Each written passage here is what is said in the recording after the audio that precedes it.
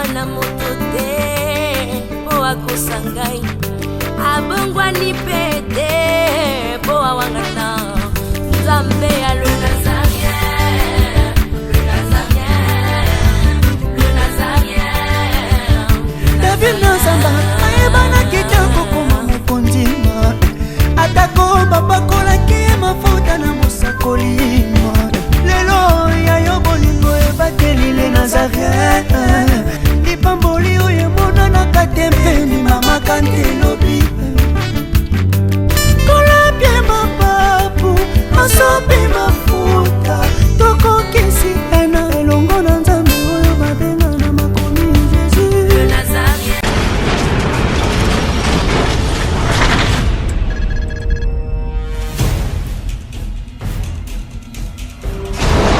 Pour vos annonces, vos prédications, vos clips, vos vidéos et autres, il y a qu'une seule adresse. N'hésitez pas à taper www.lesnazarins.com. En ces jours, nous sommes en pleine promotion. Extra matraquage. Olingi promotion, il y a produit nayo et dans le monde entier. Olingi actualité, Olingi visibilité. Contactez les Nazarins. 100% chrétien, toujours vos amis.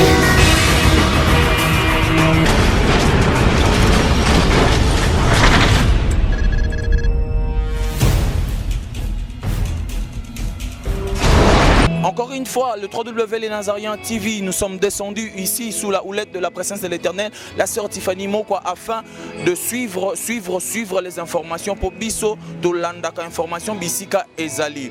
Bandeko toza susuna esengo soki botali bifis oyo tozali nakatia Église Armée de l'Éternel Bisika, le groupe de la sœur Marie Misamou. Le groupe Misamou est en train de répéter pour ces deux grands événements. Il y a 28, 29. Oyo 28 ekozala dépôt ekozala wana dépôt ya Pierre Tombal et puis le 29 nde mi lulu ya minene et bongisami naza bronga mon côté naza elongo na ndeko na ngai oyo wa représenter bino pe dans pas longtemps une émission très intéressante masolo ya mboka le frère Drake Lumbu que je dis bonjour shalom. Bonjour papa Jérémy et bonjour très chers téléspectateurs, c'est bien le Drake Lumbu, le vôtre. Bientôt nous serons ensemble dans Masolo ya mboka.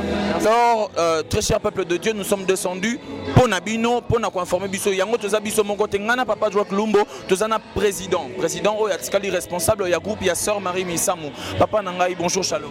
Oui, bonjour bandeko nanga ya Nazarien boyo tala biso soleil to sepel makasi. Vraiment ngana rotika te sourire na yo ekosanga parce que tout à l'heure tozaki na kati na moni bino koyemba banzembo sentiment na yo tango yo kaka banzembo ya maman Marie ezalaka ndenge nini lisusu sozo revisiter banzembo wana na yo kaka ngo e consolanga makambo ebele ba problème ou ya vie makambo ya batu basengaka ba conseil. Tout à l'heure na moni na ma ya miso etamboli ba sujet batu mona batu babengi po bondela pona bango ba problème ya batu ana chaka banzembo wana vraiment e consolaka et puis enseignaka epesaka makasi ya kolika super nzambe puis ya kotombola kondimana ngapo na croire seulement qu'il y a un Dieu, il est vivant, il doit agir et puis il va agir, c'est ça le salaka banzembo wana. Vraiment ba préparatif ya milulu oyo ya le 29 eza vraiment makasi na ebité pona kobanda ndenge to bandaki une année oyo elekeli bino ndenge nini na kokamba groupe. Est-ce que kokamba na no groupe eza pété? Pendant une année kokamba groupe na absence à leader, c'est un problème. C'est un problème bon. Apparemment moi on est encore normal. Mais on a pas difficulté tellement ébélé nzambe asali ngolu nanzela ba prière nanzela komi kangamana nzambe le asali ka tolonga pona to komati lelo parce que c'est pas facile bato leader azate amesana ordre ya leader siko mutu mo be ordre leader on peut ça sous ordre bo sala boy donc il y avait un peu de difficulté un mo bato kate mais à travers des prières à travers la concentration ba conseil Dieu a fait grâce corriger komipi tout ça marche bien par la grâce. À part bateau et au travail na bango au quotidien na bisika awa ya répétition, est-ce que boyambi pe bato mususu o bazaki ba membre ya la génération ya kaka pendant événement il y a le 29 où il y a un sœur Marie, il y a des intervenants belé, même les anciens bateaux balungwa déjà kala qui suspendu, bamsu babala, bamsu qui occupation na bango, tout ça qui appelle na bango parce que c'est mazara batu nyata ya biso mon côté. Ba on est sobaya tout sangana, tout la sabatu que c'est une grande famille. Donc tout ça vraiment ensemble na bango. Tokoki pe ko beta AMCC karaté na likambo po etali pe bango papa na ngai. Banani déjà ba s'annoncer na mokolo lelo oyo ba ko se manifester to na mikolo ko ya ba ko zala na bino ba ko interpréter banzembo yo kitoko sœur Maria Tikela Gibiso. Bande kwa AMCC kola pambola bango baza papa na biso en tout cas il n'a pas bango respect makasi ce qui est important na bika que normalement fallait bango ba continuer makambo tina suka mais pour vous informer aussi que les bango société c'est la famille bango yemo s'est décidé pour ande kona bango lebité bazo ça la pierre tombale ba organiser ngo ça la bien par rapport aux gars qui di bosso nous a un peu de désordre yango cette fois-ci c'est la famille yango moko les sangane lungona groupe pour tout ça pierre tombale la sœur Marie et puis organiser concert à un an naé les un peu na sens wana na habité de kodrock soki ozana mutuna okotuna papa. Excusez papa, comme Toti Koyoka, ndenge uti koloba awa que avant comme c'était Bandeko MCC, Mexico, c'est la famille qui organise. Mais je voudrais juste savoir, pendant que vous étiez d'abord avec maman Marie Tangazaza qui en vie, et après, avant ça, est-ce que Nande Bozo préparé na ba répétition na bino, est-ce que Bazo continue toujours à assister bino? Présence na bango, c'est toujours remarquable ou comment? Présence il y a famille bien AMCC. Non, il y a des artistes ou musiciens chrétiens. Bon, pour l'événement où il y a un an à Sœur-Marie, on avait fait appel à tous les artistes, comédiens, scénistes, théâtre, parce que la Sœur-Marie a tellement belle, alors dans la branche tellement belle, ça y a tout sangana pour tout fêter un an à Sœur-Marie. Donc c'est-à-dire qu'il y aura des surprises, tellement belle, jour le 29, tellement belle, Mike Kalambay, Franck, Matou Samuel, Sere Esther Akawa, Jendita, tous les artistes. Et pendant que tu as pardon la répétition, est-ce que la présence n'a pas été? Ce n'était pas prévu que Bango Pebaya, qu'on répétait Nabino. Moi, Banzembo, Moro, Bango Pebaya, il y a concert. Donc, tu as travaillé mardi, lelo, on a jeudi. Il y a jeudi par rapport à la disponibilité à temps. Même si ce n'est pas les lots, d'autres travailleurs comme Sœur Sophia, Angola, il y a d'autres sœurs, même si c'est intéressant, il y a interpréter Sœur Marie.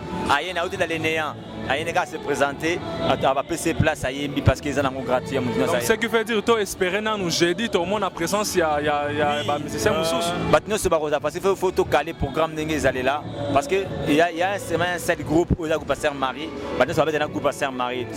Il y a des frères qui vont interpréter la Sœur Marie. Ça il faut répéter par rapport à Gamo et Yembelango, tout ce qui a habité une fois, tu peux se gambouer, tu peux se gambouer et puis ça passe. Donc c'est ça. Président Namonio Boy na yo polémique na MCC mes problèmes ezate nzamba za lokumu mindule o biso to ki awa vraiment de kosoki yo mutuza na Paris yo na France yo na Belgique au raté le 29 oyo na habité président et l'ordre ko baksa par rapport ya événement ya isa na New Plaza c'est ça. Ouais. Donc tout ça na événement le 28 décembre janvier ils a posé à Pierre Tombale et à Sœur Marie qui nous posé Pierre Tombale dans New Plaza industriel résidentiel na 10h nous allons cortège dit nécropole de poser Pierre Tombale et puis de Zoni. Le dimanche, dans un événement il y a un an, dans un anniversaire à un an. Tout le monde artiste nyonso, grand abisso, yan abisso, leki abisso, noko. Tout le monde va se retrouver dans New Plaza 5e mairie résidentielle. Tout le monde a mis en Zambie, tout le monde a action de grâce. Tout le monde a Sœur Marie, tout le monde a Sœur Marie, tout le monde a Zambie où il y a tombé qui combat misamu. Tout le monde a Zambie, on a passé dans circonstances nyonso, tout komisaye, et puis il y aura des spectacles auto bongisa. Donc ils ont vraiment bien. Batubaya est belé, doit d'entrer, ils ont au Sombika DVD nayo, au CD nayo, à $5 seulement au coach parce que place est tellement manquée, faut y avant, soit y retard, vous en place. Alors président Toza Sengoza Abisso, bande ko tozongi siko na kati, total ba image ma répétition qui toko ezo sala manakati. Alors grand merci et à tout à l'heure. Moi de la on va prendre tout à l'heure. Contact. OK, vous pouvez président ko pesa son numéro de contact na yo o toko zwela yo. Té numéro de contact ya groupe.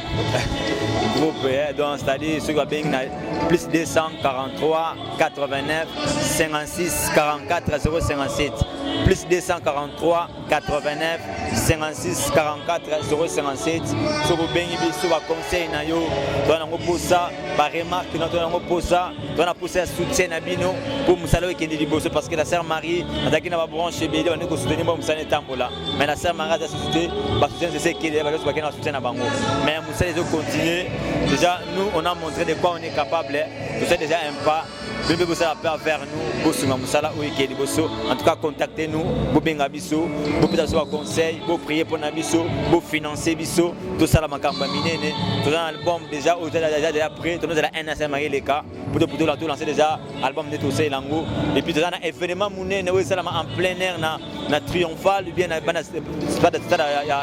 stade ya martyr ezala jusqu'à février tout tokangasi babudget nde fixé date esenga biso podium esenga biso lumière esenga biso bainstrument c'est-à-dire des gens qui seront capables de kosunga biso même na instrument azwi 500 euros na 600 euros na ya louer instrument louer podium na louer lumière tosangisi yango tokofixé date et puis tokosala événement monene parce que nous place eza ya moke bato faut se retrouver même bato ya basse classe faut baya pe ya gratuit bakota tukumisa nzambe epe kola pambola biso. Merci président Nazaro loba mango ezala nanka boye soki mukolo masolo azate ekomi moi mais soki yo mwana nzambo tutisami ko hésiter te simba musala tokota toute la paix répétition ndenge ni ezoleka. Merci président.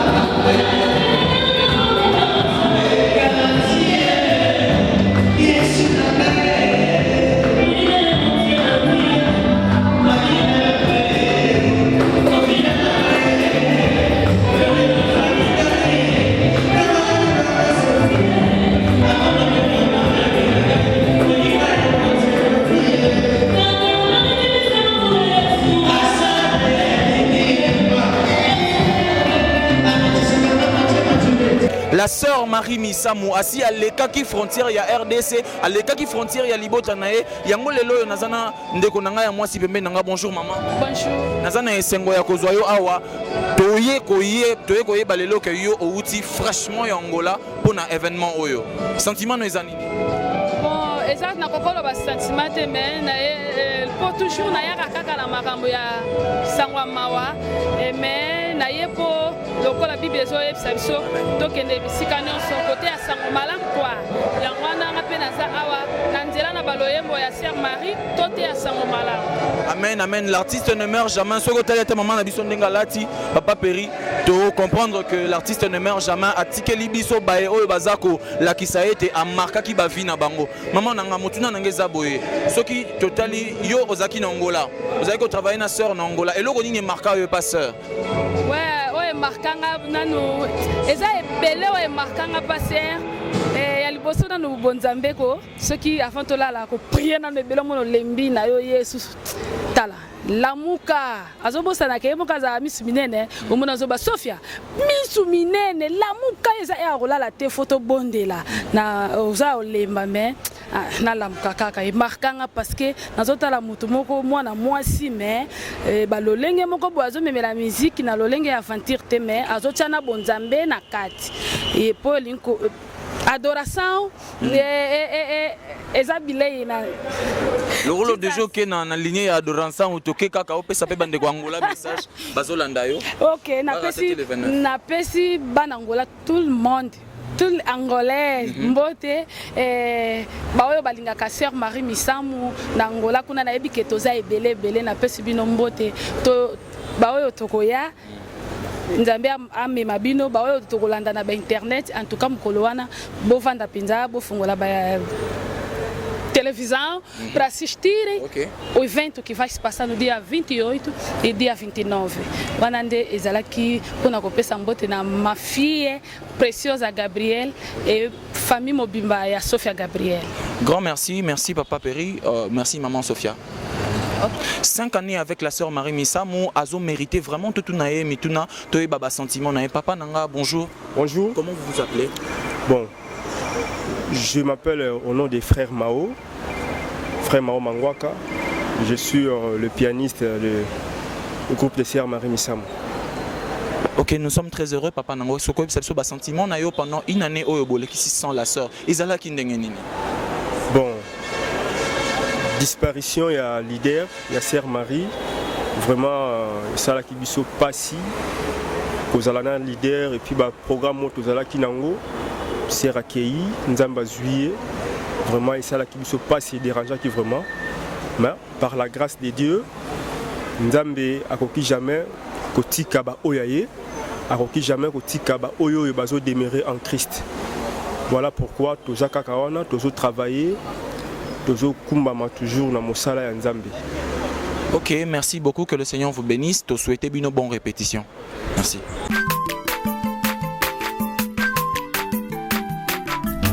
Azamwana motote boa kosangai abongwa ni pete boa wangata Nzambe ya le